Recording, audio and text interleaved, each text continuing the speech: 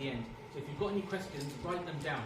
Let's not ask them through the course, because it will keep adding stops to the course. So at the end, any questions about anything, but as long as it's related to Dawah, yeah, Dawah, the topic of Dawah, then ask those questions. There's no, I can't entertain the deep questions on fiqh or other rulings, or, you know, I'm not a Sheikh, I'm no one of knowledge, no one special, I'm a common Muslim who just works in a charity, and I do this work of Dawah. So that will be focused on Dawah. So I've done things like this training course. We do this training course, we do new Muslim support, we do online Dawah, I mentor Muslims, new Muslims, I look after them. So if you have any new Muslims here in the community, reverts, we have a whole system in our charity where we mentor them. Yeah, we pair them with another Muslim and they teach them all the basics of Islam. Yeah, how do you pray, how do you make wudu, all the essential things, the 5 pillars, 6 pillars of Iman, the basic foundational religion. Within 3 months it's taught to hopefully get them praying and on the right track, inshallah. That's the idea. If they need more time, we'll give them more time. But that's a free service. So if you know of any new Muslim revert and he's like, oh, no one's teaching me, I'm learning, maybe the best way is to teach him in the mosque, yeah? Bring him here, teach him wudu yourself, show him practically. But if they want that bit of extra tuition, they want someone online, one-to-one, either over the phone or on Zoom or WhatsApp, there's flexibility. So we have that whole service, right? So basically, inshallah, the course will give you the right tools. So we're going to focus, inshallah, I don't know how many of you brothers and sisters are coming tomorrow for the Open Day exhibition. Is anyone coming to that? Yeah, if you put your hands up. So most of you, I think.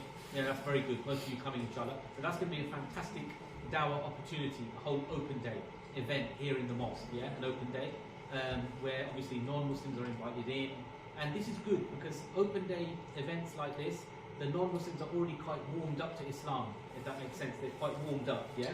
In the sense that, look, you don't just randomly turn up to an exhibition. You know a little bit, your mind is already pre-charged, if you like, or pre-set, yeah, to know there's going to be a Muslim thing, I'm going to meet Muslims, I can ask questions on Islam. So it's all warmed up sort of thing, yeah?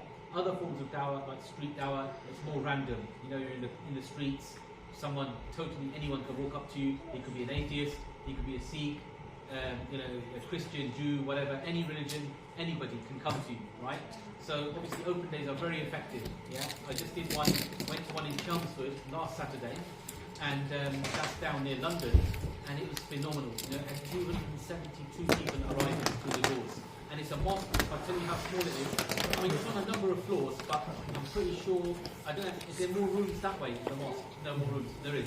So it's probably smaller than this mosque, or about, with all the floors, maybe smaller or the same, right? So it wasn't a huge mosque, but nearly 300 people came, right? So these are really good forms of Dawah. Also the course, it will, you know, explain to you the obligation of Dawah, the fantastic rewards for Dawah, consequences of maybe not giving Dawah. I won't dwell on it too much, we'll focus on the positive. But it'll give you a simple but effective map, you know, like a tool, a map on how to give Dawah. Yeah, so it's very good if you've never done Dawah, you've got no Dawah technique or skills or experience. This is the right course for you. Yeah, does that make sense, everyone? Yeah, this is the perfect course for you because it teaches you from the basics how to give Dawah, and we'll use a special technique. So somebody might ask you a difficult question. Oh, you know, something out of your league, yeah, that you can't answer. But this course, it will help you using an acronym, so it'll give you the guidance on how to deal with these difficult questions, so you don't get out of your league, basically, right? So it's like I say, it's a foundational course. There's no deep philosophy, nothing complex like that. The only prerequisite is a good grounding in the basics of Islam, the basics, the building blocks. Yeah. So everyone here is Muslim, right? Of course, you know how to pray, you know who is Allah, you know the basics. That's all you need to know, yeah, in order to be able to communicate a good message of Islam, right? So Dawah is worship, and of course it requires sincerity, ikhlas, that's the primary thing, and the correct actions, yeah, according to the Sunnah of Prophet Muhammad sallallahu alaihi wasallam. That's how we do everything in Islam, right? So we keep these in mind. These are our foundational benchmarks. What is Dawah, brothers and sisters? I'm asking the question to you. What is Dawah? Invitation. Good, excellent. Anyone else?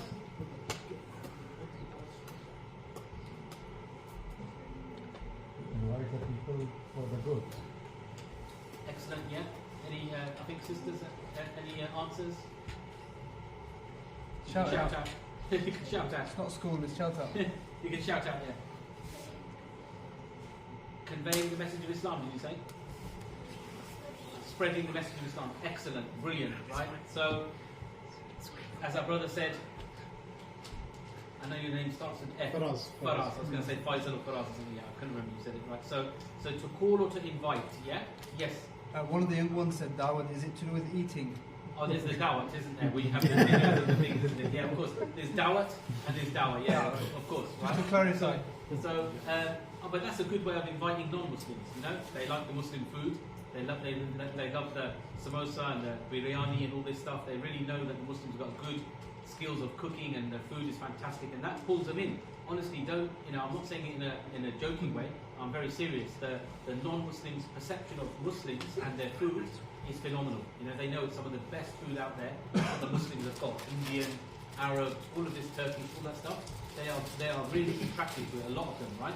And you know, it may be a dunya type thing or whatever, that, you know, this food love or whatever, but for them, we can use it as a call to Allah, right?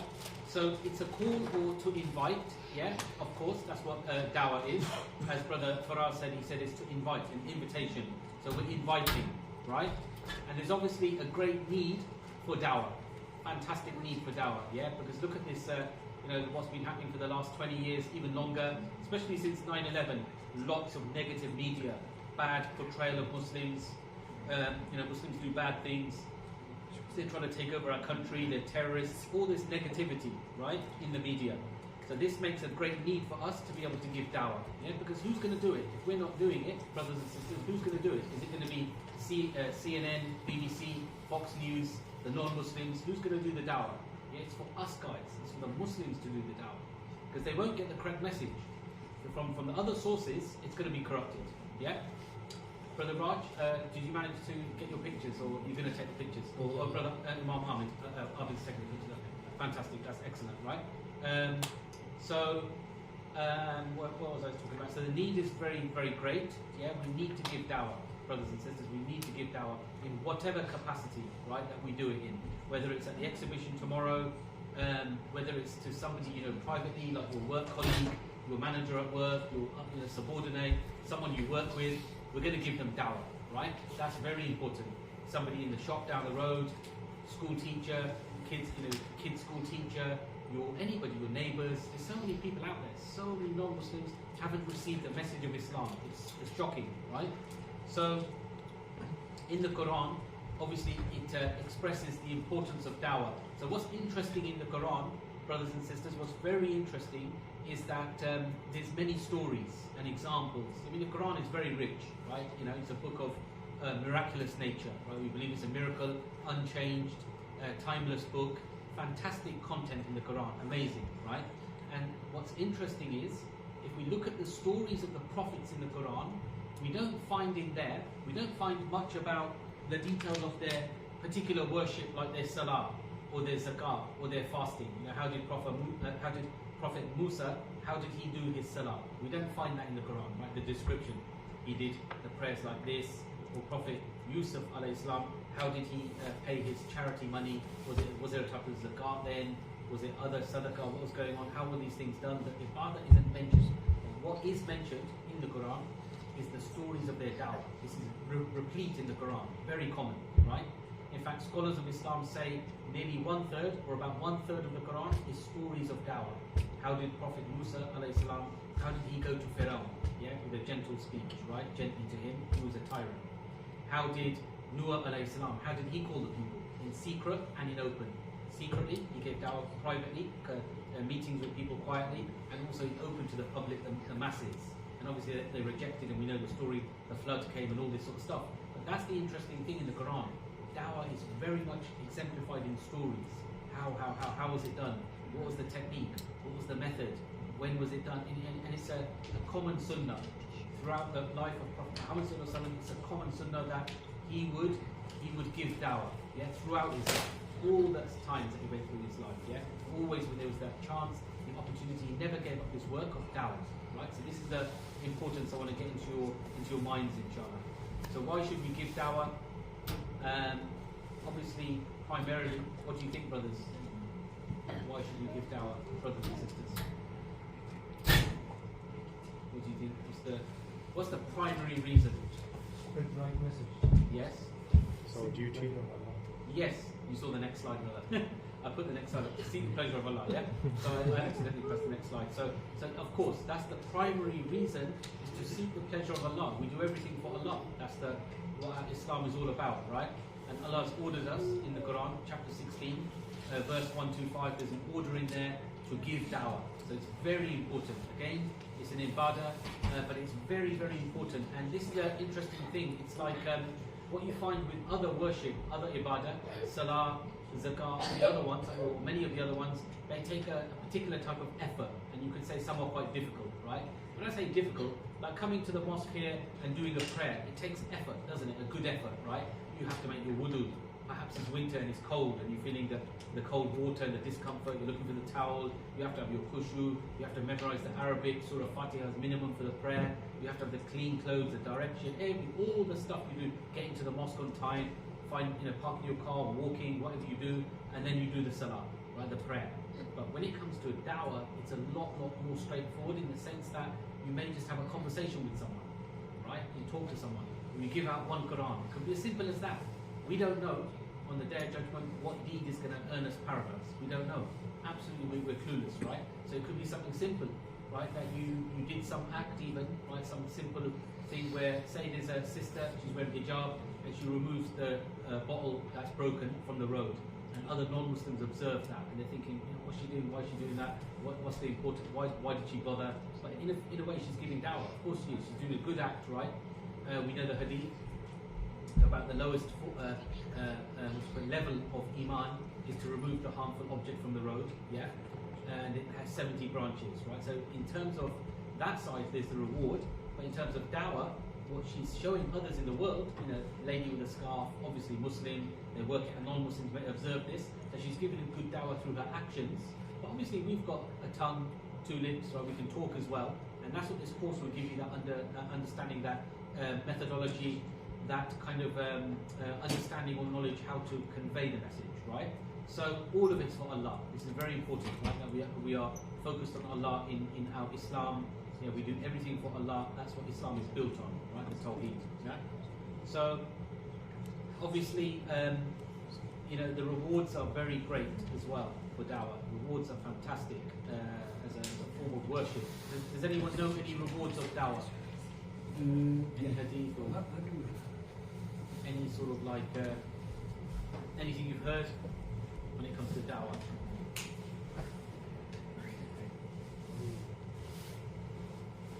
Don't be shy with this one. What do you think? Yes, of course. Ultimately, we hope to receive the reward of paradise, inshallah. We're good Muslims and we do the ibadah, of course. If someone you give dawah to starts practicing or does more good deeds, and you get their reward. Fantastic, brother. What's that known as? Sadaqah jariyah. Yeah, exactly. Just like with the charity, if you leave behind a water well in this world, you pass away, people use it and they drink from it, you get a continuous reward, even when you're in the grave. And this is fantastic. This is shows you how generous Allah is. That you can get rewarded even when you're dead. Even when you're dead, if your deeds, you would say, are sealed, you can't earn any more, but there's a way of earning rewards. You can't do any more deeds, but you get rewards, right? So with the dawah, like our brother rightfully said, if someone does something, right, he does becomes a Muslim, for example, right? Someone listens to your message, he becomes a Muslim, he starts praying, he looks after his parents, he reads the Quran, he gives money in charity, he does all those things in Islam. He gets the reward and you get a share of the rewards as well, right? And we don't know where our message or our conveying is going to reach. You may give a Quran to someone, they take it away. Say tomorrow in the exhibition, you give out a Quran, or something, you make someone a coffee and give them a booklet or whatever, right? You give something in the form of dawah. That person is going to take that book, he goes away, maybe he doesn't read it. Maybe he's an old guy, lives in Hull, he doesn't want to read the book. So he puts it on his bookshelf at home. He thinks, I won't chuck it in the bin, I won't disrespect the Muslims, right? Now he dies, he passes away. What happens? His house is for sale now, this and that, kids come along, they find the Quran, they're cleaning up the house, they find the Quran, they read it and they accept Islam because of what you did, right? As in you were the trigger, the catalyst, you gave out a copy of the Quran, right? So now that person that son or daughter, they become Muslim, right? They start praying, fasting, everything. Let's say in the future they get married, they have children, they have children. You've got this giant network now of all this sadaqah jariyah for you, yeah, on your scales. Can you imagine that? Whole civilizations come like this, yeah? That they start with one thing, one small dawah. It's happening in history so much, and it spreads, yeah? It can grow huge, right? And this is happening around the world. Islam is spreading, you know, the message is spreading, especially in parts like Africa. Jazakallah khairan, brother, thank you so much. Africa, Philippines, South America. We're involved in Dawah in these countries as well. Our charity, we've got Dawah or outreach specialists dotted around the world in the 6 continents, and they do this work of Dawah, and they basically, you know, they share the message, they invite them. But what you find in Africa and places like that, you'll get a whole village accepting. A whole village will accept Islam. Here in England, in the West, it's not going to be the case. You're not going to get all of, I'm trying to remember some of the old names, like Beverley or some of these places, or Hessel, these areas. You're not going to find the whole town or the whole district suddenly becomes Muslim. But in Africa, you'll get 300, 700, you'll get a whole village will all say Shahada together, they'll all accept, especially if the chief accepts it as well, right? And that's very interesting, right? Because I won't get into the details why, but in a nutshell, those sort of places are very kind of unruined. They're not big cities. They're not like a place like London, where people are very much in a bubble, and it's very commercial, and it's very about money, and it's all that kind of life, right? That's the sort of life people lead here in the West. They forget about God very easily. But in Africa, those places, they're more in tune with nature. They're more on the fitrah, basically. So for them to accept, it's an easy step, because it's not complex for them. The mind hasn't been so polluted with all what's going on, right? So this is fantastic. We know the rewards are like mountains.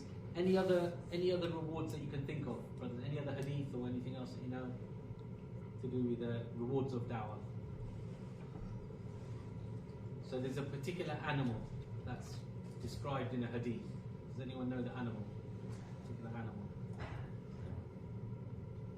Kind of famous for the Arabs. Camel, yeah, the red camel. So there's a hadith in Bukhari and Muslim, actually, the hadith. It talks about, by Allah, if a single person is guided by Allah through you, it will be better for you than all the red camels. All of the red camels. So what was special about the red camel at the time of Prophet Muhammad sallallahu alaihi wasallam? What was special about the red camel?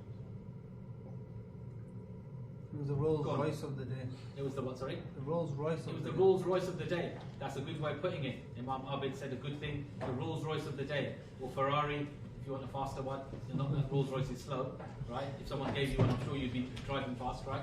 So, you know, Rolls Royce of the day, it was the Lamborghini, it's the Bugatti, whatever, these sports cars, right? They're worth so much money.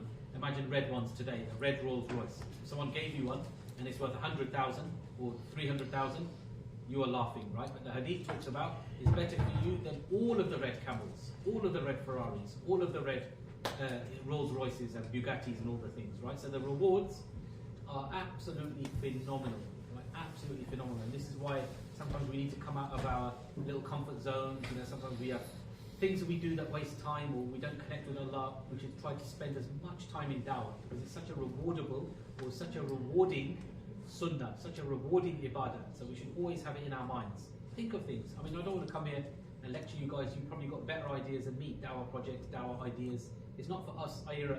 We're a small charity. We can't be in every part of the world or give all the ideas. It's for you as a community to think. Maybe Ramadan, we could do, what do you call it, like an iftar dinner, where we invite non-Muslims. Some mosques do that as well. They open their doors. The mosque is the hub, yeah, and it's what you make of it, you as a community. Right? But you can start small, you can do big scale. There's many ideas you can come up with online. We're looking for online volunteers all the time as well. If you want to use Facebook and give dawah, brother Raj is one of our volunteers. He does the online chat thing, which is amazing, because you could be sitting in your bedroom, living room, on your laptop, and you could be talking to someone in anywhere, Mexico, Philippines, and giving them dawah, right? All just using our service, right? So this is amazing. Many people who are becoming Muslim in these different countries, you know, they listen to the message, they're taking Shahada, they're accepting, and then we follow up with the support as best as we can. It's a bit difficult online to give that support, because it's like a different country, and you know, giving them tailored support is tricky. But at the end of the day, the way I see it, if Allah's going to guide someone, Allah will guide, isn't it? At the end of the day, if he's sincere and genuine, and he makes the step, and he says Shahada, no one can then stop him after that. He could become a Sheikh or whatever. He could be a fantastic Muslim. Yeah. So we do our bit, and we leave the rest to Allah. So you can see the rewards are absolutely fantastic, right? They are huge rewards. Sadaqah Jariyah, you know, this legacy that you can leave behind, rewarded in the grave, the red camels. There's so much about it in Islam, about how really rewarded it is as an act of worship, right? So this is what we want to focus on, brothers. I want to get you motivated. I want to get you into that mindset. You know, maybe something's going on, you're practicing Islam, but there's a blockage, something's slowing you down. Maybe it's time to share Islam, because that could be the thing that brings barakah in your life. Yeah, it brings barakah. Because we don't want to be like selfish Muslims at all. Yeah, you know, it's going to be a really bad thing. We don't want to be just, okay, I've got Islam, I do my 5 daily prayers, I'm a good guy at work, I keep it all, you know, I go to work, come home, don't share anything, don't communicate with the message of Islam. This is very sort of selfish, and we don't want to be selfish Muslims, right? On the Day of Judgment, in fact, there's quite a stern warning about the person who was in a place, he was in a village, right? And in this village, the people around him were doing so much bad, all the evils you could think of. Fornicating, drinking, stealing, lying, cheating. They were evil people, and he was a good worshipper of Allah, one good man in a city, right? So the time came, you know, Allah gives people time to straighten up, to come to Allah, yeah, to worship Allah, and they never did it. The people were all evil, bad people. So Allah said to the angels, it's time to send the punishment, destroy the town. So the angels flew down to destroy that town. When they got there, they saw the one good worshipper, just one man, one abid, yeah? And he was there, and he was, you know, the angels saw him, they went back to Allah, they said, we can't destroy this village or this town, this city, we can't destroy it because there's one good worshipper, one pious man. And what did Allah say? You know, does anyone know the reply? Start the punishment with him first. Yeah, start the destruction with him, because he never bothered to, what's the word you say, when you help people, you know, he never instructed them, he never called them to stop the evils, he never gave them dawah. He kept everything in the closed doors. Yeah, he did his worship, he did his ibadah, but the doors were shut. And this is a trick from shaitan, a big, big trap. Yeah. So we don't want to be selfish Muslim mindset. We want to be open-minded, communicate as best as we can. And you know, sometimes I do this course and people say, look, you know what? I would love to give dawah, but I don't have the knowledge, right? And I've heard this so many times. I hear this, but at the end of the day, I think that's from shaitan. At the end of the day, because everyone in this room, all of us brothers and sisters here, we've all got some knowledge of Islam that we can share. You know the basics, how to pray, you know who is Allah, you know the fundamentals of Islam, and that's all you've got to share, that message. The rest, we leave it to Allah, what the person's going to do. Maybe they do their own research, read the Quran. These people are becoming Muslim. These people now, as we talk, they're reading the Quran, they're studying the Quran. Maybe in English, it may not be the actual, you know, Mus'haf in Arabic, but they're reading, they're studying, they're seeking and researching Islam as we sit in this room, yeah? And these are the people that are on the edge, you know, they can easily become Muslim. And the media keeps saying it, and the Muslims and non-Muslims, that same statistic, Islam is the world's fastest growing religion, right? So it's spreading very fast, our religion, right? And it's growing and it's growing. So our duty, brothers and sisters, is to convey, not to convert, right? We can't convert anyone. You can't say, oh, I made this man into a Muslim. That would be a ridiculous statement. You didn't guide anyone. Al-Hidayah, the Hidayah is from Allah. It's a non-tangible thing. It's from the power of Allah. It's guidance. You can't buy it, you can't sell it, you can't touch it, you can't taste it, feel it. It's from Allah. It's His, you know, as Allah wills, He will guide whom He wills, right? So guidance is from Allah. You know the example of Prophet Noah. He lived for 950 years, only about 50 to 80, I think, those people accepted the message. Very small number, right? In fact, one prophet on the Day of Judgment will have no followers. No one accepted his way, but he's a prophet. Look how great his status is, right? So it's not about numbers or shahada tally, and it's about that, you know, having that mindset, right?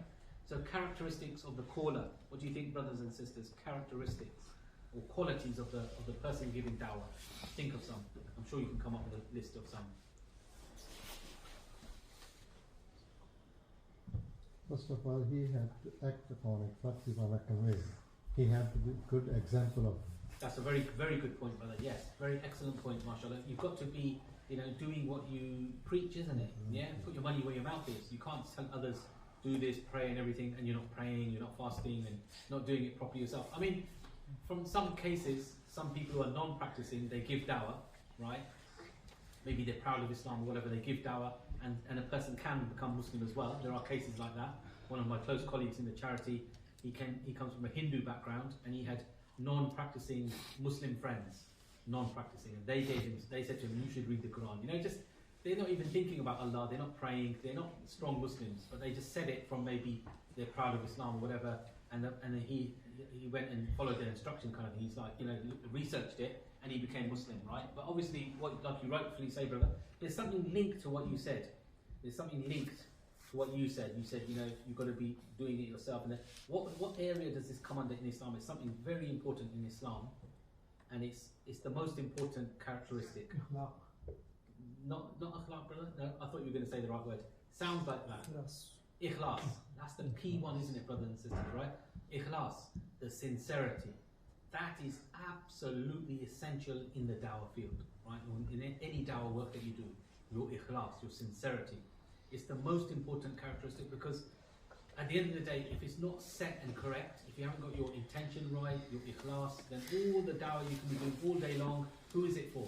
If it's not for Allah, then shaitan's tricked you. You're doing it for name, you're doing it for fame, for dunya, worldly, money, all these other reasons, but you were not doing it for Allah, it's not accepted. It has to be purely for Allah, and shaitan will really attack your intention. You know, when you say, I'll do a little bit of dawah, I'll step up, I'll start a dawah project, whatever dawah thing, work you do, shaitan will come to your intention, he'll attack it very violently, yeah, because for shaitan it's a nightmare. When he sees that you are now doing the work of dawah, for shaitan, that's trouble, isn't it? Because he's trying to call people to Jahannam, and you're calling people to Jannah.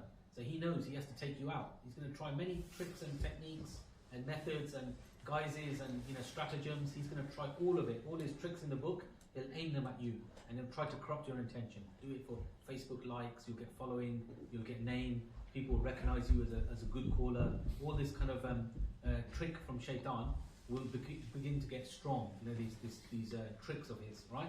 So you've got to be very sincere, right? That's one characteristic. It's the main core characteristic, yeah? Any other characteristics that you can think of? You have to be welcoming, like, you know, welcoming, like, you know. Yes, yeah, welcoming, brother, of course. Welcoming, friendly, that's very important, yeah? Excellent. Any others? Patience. Patience, of course, because people are going to reject, aren't they? Many will reject. In fact, most people will reject the message. Most people will reject. We know this from the prophets. They went to many people. The majority of it was rejection. In fact, if you're good at getting used to rejection in the field of dawah, you'll be a very good da'i. You get used to rejection. 90% will be rejection. Especially in something like street dawah, something very random. You give out leaflets, you give out booklets, you're at a table. Most people will reject the message. You know, they'll be like, I'll take a leaflet, I won't really read it, or, you know, they're not open to it, really, sometimes, right? But that doesn't mean that you're not doing good dawah, because the 5-10% that do take the booklet, do take the Quran, do listen to the message, that's who you're focusing on, yeah? That's what it's about, right? Any other characteristics? Hikmah, excellent, brother, yeah, putting the thing in the right place. You don't want to, you know, say to a child some complex fiqh arguments and detailed stuff the child doesn't understand. Keep it simple. If there's a child 10 years old, God is one, Allah is one, yeah, unique and one. Keep it in a simple way, right? So wisdom, that's very important. Any other qualities? Easygoing. Easygoing, yeah. What's kind of linked to easygoing?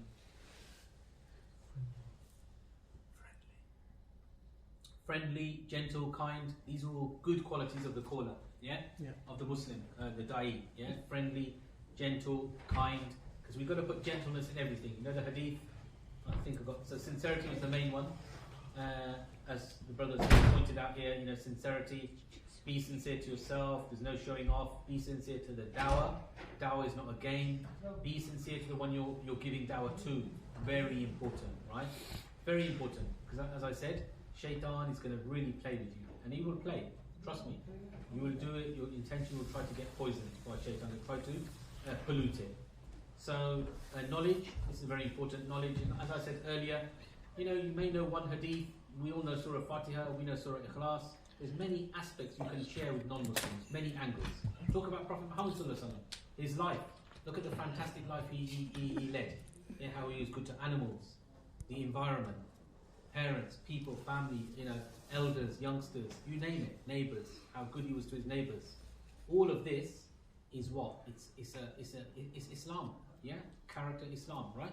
So, as I mentioned, the kindness and the gentleness, right? The kindness and the gentleness. So show gentleness. There's a hadith, if you put gentleness in anything, it only but beautifies it. If you remove it, it damages it. It makes it polluted, right?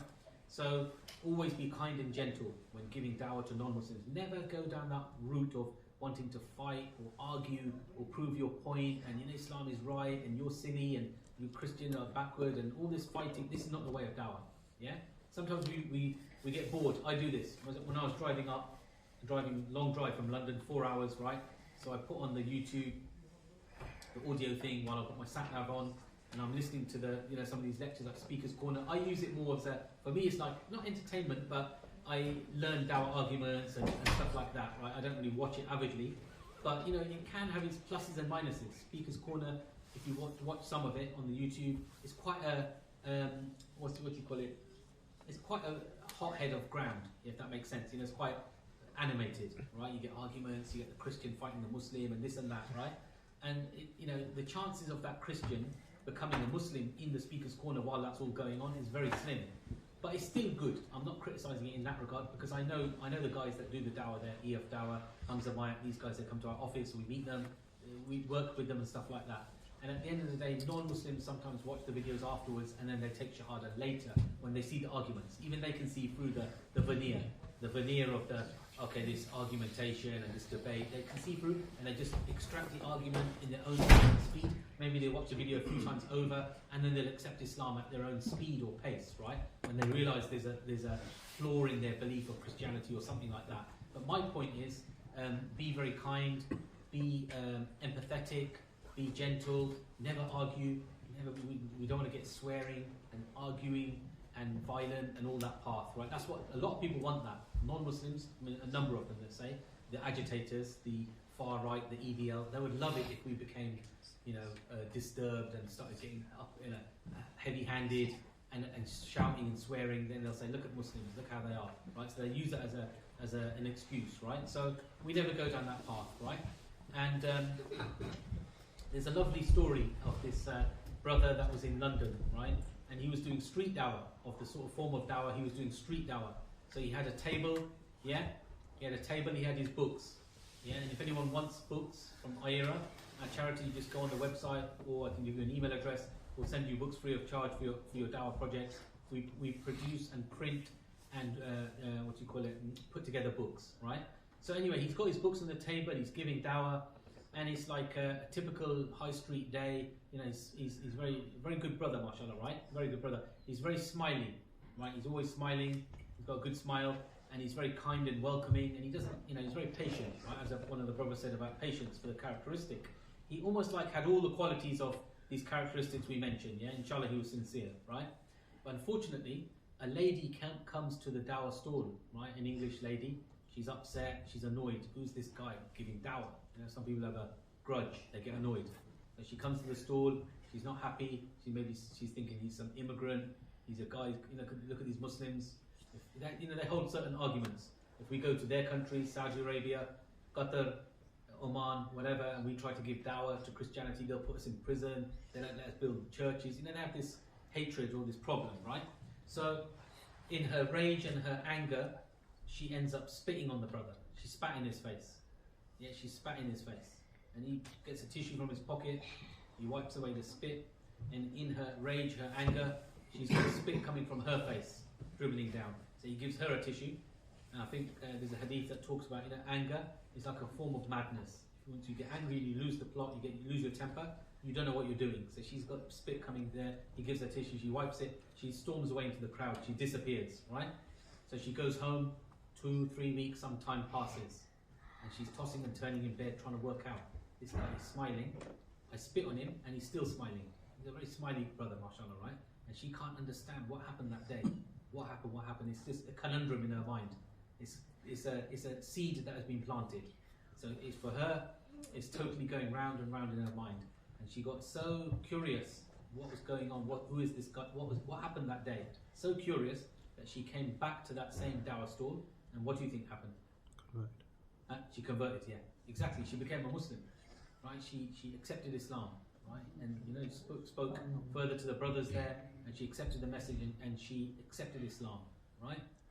So, basically, it's very important to have these good qualities, right? Patience, the knowledge, being kind and gentle, clear in your conduct. Just be good and friendly with people. If you want to see that person as you want to wish for them to be guided.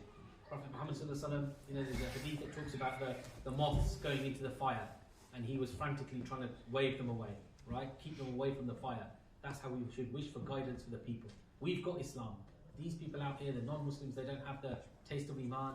They have nothing. They're in a spiritually very dark place. So we want wish for them to be guided. What we've got, we should want to share with others, right? So fitra is something that's very important again in the whole Dawah area. This thing where every child is born with the fitra, then his parents make him a Jew, Christian or Magian. But what we want to do is tap that fitra. As Muslims, as da'is, as callers, we want to uncloud the fitra because it gets clouded. So everyone's got the fitra. They're born believing that Allah should be worshipped, that there's one God to be worshipped and praised, but it gets clouded. Now he becomes a Christian, this, that, and the other, and you want to uncloud that whole thing, that state, yeah, with maybe the Quran and arguments and many things. We'll discuss those. So I can skip a few slides. We don't need to focus on some, but let's look now, getting onto the Dawah technique and the approach. What do you think? Brothers and sisters, what are some of the most difficult questions you've been asked about Islam, or could be asked about Islam? Difficult, awkward, tricky, controversial, to give you a clue? Islamic punishments. Yes, punishments. Who said that? One of the brothers at the back, right. Okay, uncle at the back, so punishments, yeah. Give me an example, like what do you mean by punishments? We shouldn't start with if we go stray from Islam, shouldn't start explaining punishments, shouldn't stress too much on punishments. Do you mean punishment of the dunya or akhirah? Akhirah. Yeah, so some non-Muslims, they kind of argue that, these akhirah punishments, right, these punishments to come, like the hellfire, but they're not just, yeah, they're not just, because they say, like, you live for 60 years, 70 years, and then God or Allah, He puts you in Jahannam for like a punishment for infinite time, for infinity. So how does 60 years equal infinity?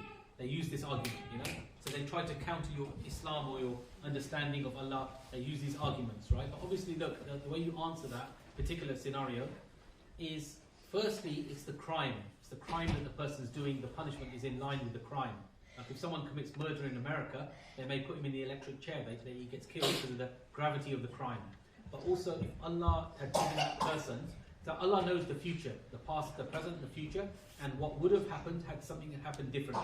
He's got the whole total view. Allah's got the total wisdom and the view. So with that person, the one that rejects Allah, take for example, you could say he's an atheist, right, or someone that rejects Allah or God, right? If he was given infinite life, he would still be stubborn and arrogant and rejecting. Does that make sense, everyone? So that's why the Jahannam is there. Because Allah knows, He can extrapolate. Allah can look ahead into the future. And He knows that entity, that individual, if he was given infinite life, he would still reject and be on arrogance and rejection and reject the message wholeheartedly. They're very fervent in their sort of rejection. In fact, look, I'm not going to put them all in one category, but a typical atheist can, they can vary. You get soft atheists, friendly type, you get the militant atheists, the very aggressive types, you get all a mix of them, right? But one atheist, to give you a quick story example, there was one atheist and he was asked the question that if we could give you conclusive proof that God exists,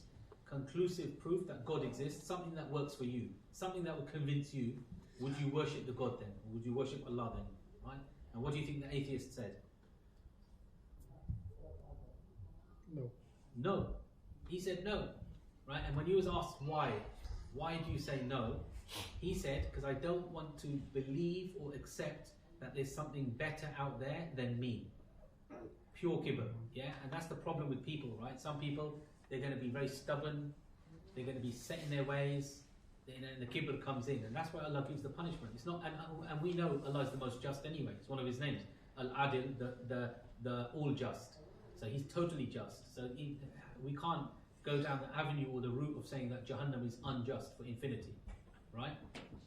Likewise, from His generosity, as Muslims, when we worship Him correctly upon ikhlas, upon tawheed, sincerity and goodness, as genuine Muslims, then He rewards with an infinite paradise. It's a huge reward in return, right? Because Allah rewards generously, right? He's the most generous, right? So that could be a typical difficult question. These punishments.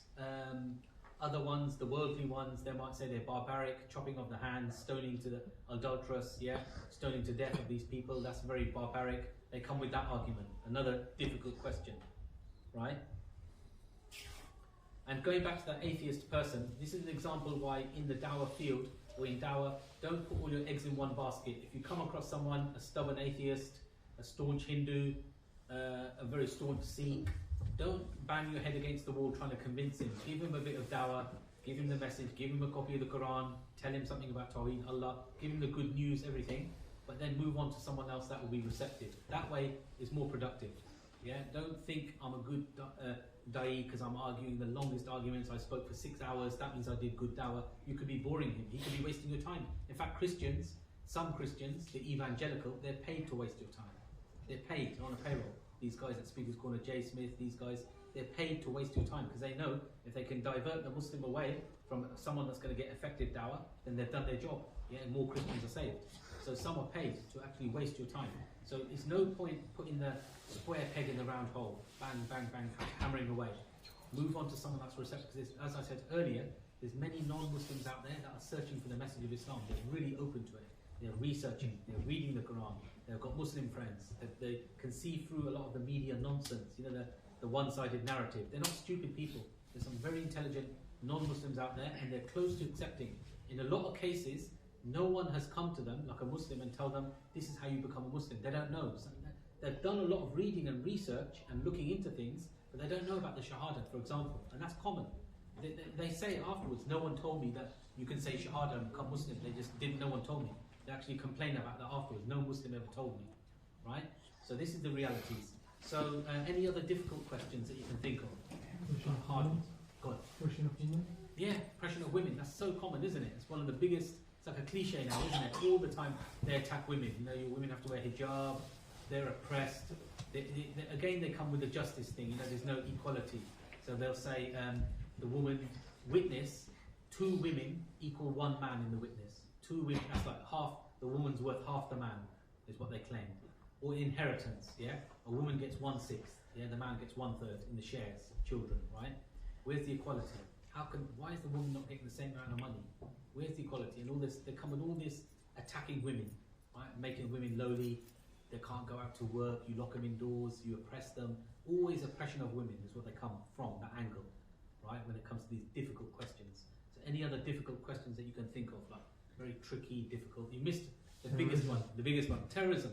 Man, what's been going on for the last 20, 30 years? That's all they talk about. Muslims, they're violent, terrorists, they want to blow up people. Especially the far right, the EDL come with that narrative, Those that are very bad, they'll always come with that one.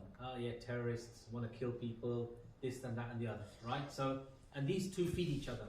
The terror groups, ISIS, all these terror groups that do blow up bombs in the marketplaces and kill Muslims and non-Muslims, they feed into the, they need each other. EDL far-right extremists who will kill Muslims, like that guy in New Zealand, he killed all the Muslims, right? These idiots, right, these extremists, but they're on the other end of the scale as the Muslim extremists, ISIS guys, and they're in a like a narrative that feeds each other. They keep each other in check, they keep each other going. This one feeds that one, and they're against each other. And in between, there's all the peaceful people and the normal common Muslim, common folk getting all the flack in between, right? But obviously, look, we know the media is very much one-sided, and they have a distortion of Islam and all this stuff. But that's brilliant for the terrorism. Any other things you can think of that are difficult questions in Dawah? Yes, brother. The Prophet's marriage to Aisha. Yeah, they'll say your Prophet married a 6-year-old. Yeah, this is not good in our way of life. They try to claim this is not right, and they come with different angles of attack. Very common, right? Any others? Multiple marriage. That's a very big one as well, brother. Yeah, multiple marriage. You know, they try to distort that. They say it's not just again, and you know what's going on. It's not fair. They come with many silly arguments, really crazy stuff. You know, like you know, the man can marry 4 women. Why can't the woman marry 4 men? They try to twist. They try to make everything equal. You know, biologically we're not equal anyway. Men and women are different in their forms, in many parts, in their physique and psyche and lots of things. Psychology or makeup. You know how they're constructed. Different beings. They're different entities. A woman is not a man. Man is not a woman. Right? So there's lots of these things, guys, brothers and sisters. There's lots of these difficult questions that you cannot necessarily answer with a good answer. Some of you might be able to answer it. You might have a good argument. You might have a Quranic reference, Hadith reference. Some of it, yeah.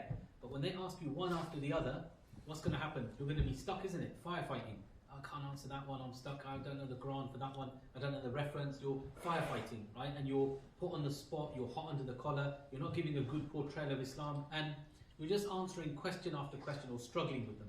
Yeah, with question after question, and you won't really, you know, unfortunately, you won't call to Allah, right? And you'll get an endless cycle of questions. You don't satisfy the questioner. It can lead to argumentation. You know, you see things getting heated and stuff like that, and it doesn't really call to Allah, the Tawheed, the message of that we worship one God alone. That is not in your answering all these difficult questions, right? So what we want to do is we don't want to answer these difficult questions necessarily. That's what I'm trying to get into your guys, into your minds. Yeah, if you're some super really intelligent scholar or someone like a preacher or a scholar, he's memorized, he's got good memory, he knows lots of Quranic verses and Hadith, he would be quite suited to that thing. But for most Muslims, you know, it's like saying everyone's going to be Hafiz. It's not necessarily possible because memories vary, yeah, and with backgrounds and with other things, with many things, right? So you can't expect everyone to be that encyclopedia. I know the reference, I know the Quran, I've memorized it. Not everyone's like that. So what we do in our charity, we developed a technique. It's called the Go-Rap approach. Go-Rap, yeah? Has anyone heard of Go-Rap? Yeah. Apart from Raj. Raj is using Go-Rap already, yeah? Have you heard of it, brother, yeah? Okay, what have you heard, Faraz, of Go-Rap? Like, what do you know? What does it stand for? So God's oneness, revelation, prophethood. Perfect, that's it. That's the whole thing. God, oneness, revelation, and prophethood. That's all it is. It's an acronym. So what it does, it's a tool. You know, acronyms, they kind of give you a focus. Because you may talk to someone. Say someone comes to the exhibition tomorrow and you're talking, and then you talk about, yeah, you know, we have got a book called the Quran.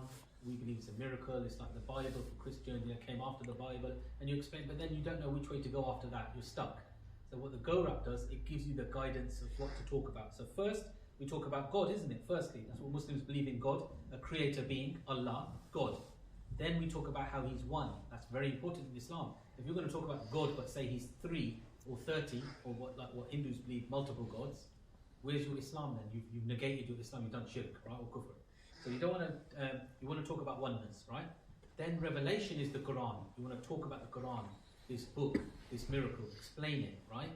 A doesn't really stand for anything, but if you want to, and I really try to bring it in my dawah, you can make it akhirah. It hasn't explained in this course as akhirah, but you can make it afterlife or akhirah.